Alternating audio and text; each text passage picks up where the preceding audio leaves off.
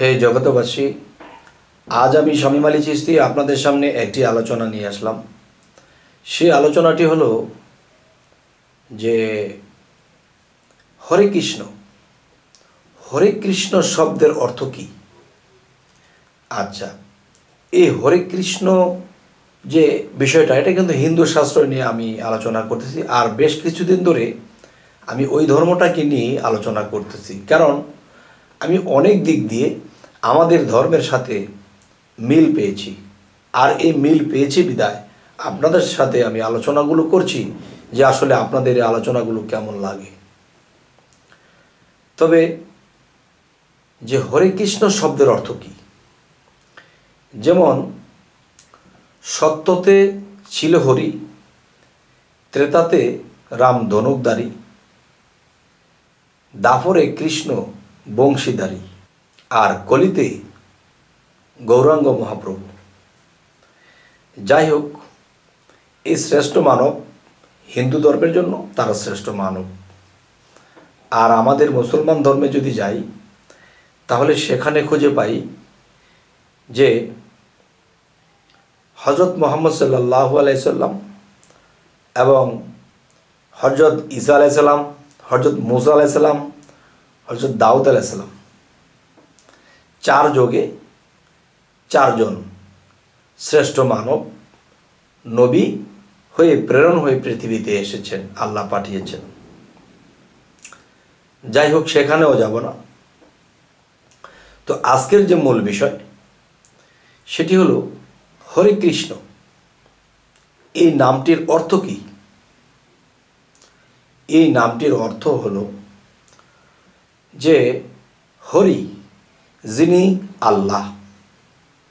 আমাদের ভাষায় বলতেছি রব বলি, আল্লাহ বলি, বিভিন্ন নাম বলি, কিন্তু হরে শব্দের অর্থ হরে কে?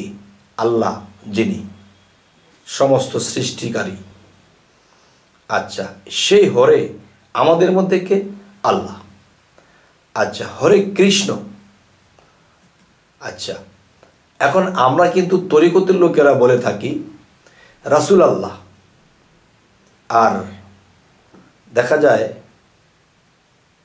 হিন্দু সম্প্রদায় বলে থাকে হরে কৃষ্ণ, আর আমরা বলি রাসূল আল্লাহ।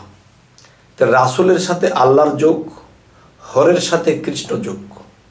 তো এখন বিষয় হলো, কৃষ্ণ লিখতে এখানে র মিশ্রিত আছে, রাসূল লিখতে এখানে র মিশ্রিত আছে। আচ্ছা, তাহলে আজকের এই আলোচনাটি ছোট করেই করছি যে আজকের আলোচনার মূল বিষয়টা কি? হরে কৃষ্ণ, আল্লাহ, রাসূল।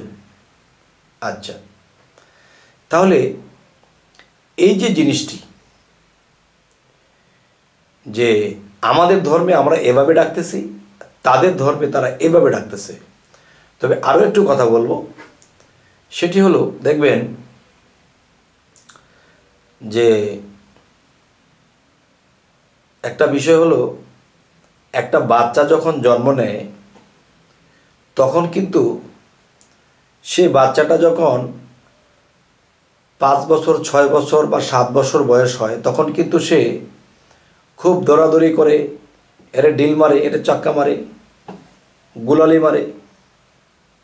আচ্ছা, তাই বলা হয়েছে যে ত্রেতাতে রাম ধনুকধারী। আচ্ছা, এরপরে যখন মানুষ বয়সের দাপর যুগের যে বয়সটা, সেই বয়সটা যখন একটা মানুষ সেই বয়সে আসে, তখন তার বয়স 21-22 বছর, তখন সে বাঁশি হাতে নেয়, পাগল করা বাঁশি বাজায়।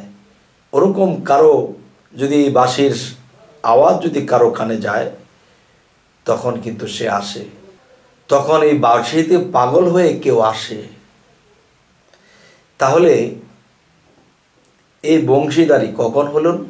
দাপর যুগে। আর একটা মানুষের দাপর বুঝবো কীভাবে? এই মানুষটার দাপরে আছে, সেই মানুষটার 21, 22, 23 বছর বয়স চলে, তখনই তার দাপর কাল চলে। আচ্ছা, সত্যতে হরি, ত্রেতাতে রাম ধনুকধারী, দাপরে কৃষ্ণ বংশীদারী, এরপরে কলিতে বৃদ্ধ। তাহলে এই 4 কাল শুধু সেই ধর্মেই নেই, আমাদের ধর্মেও আছে, অন্য নামে ব্যবহার করতে হয়।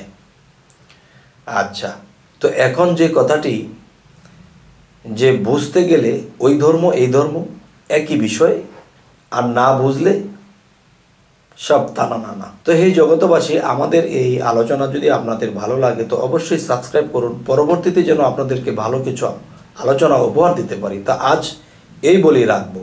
আল্লাহ হাফিজ।